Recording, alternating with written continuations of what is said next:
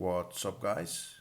Today is day 128 of Deadlift Everyday, and today my quads were extremely sore from the heels elevated trap bar deadlifts, especially the VMO, or the teardrop, how some people call it.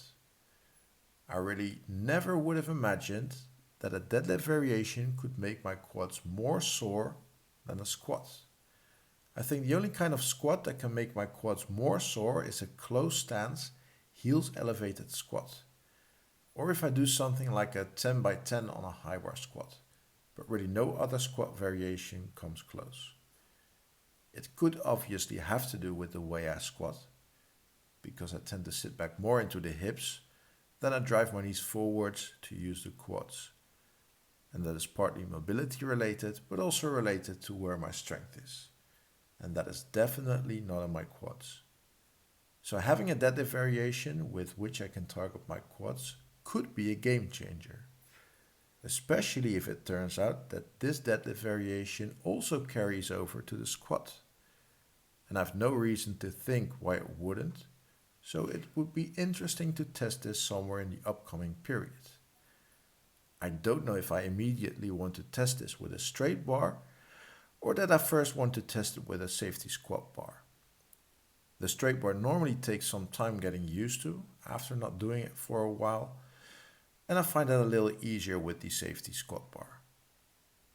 And also with the safety squat bar, you are not limited by your shoulder mobility, and it just feels a little easier on the body. So that will be an interesting experiment. I just have to get the numbers up on the heels elevated trap bar deadlift a bit more before I want to give that a go, because I have the feeling that there is still plenty of room to improve. So let's build a little more first before I start testing. Alright, so that is the part about the heels elevated trap bar deadlift. Let's now get into the dips part of my training session. Today I added another 2.5 kilos to the weight belt for 15 kilos of added weight in total for a set of 10.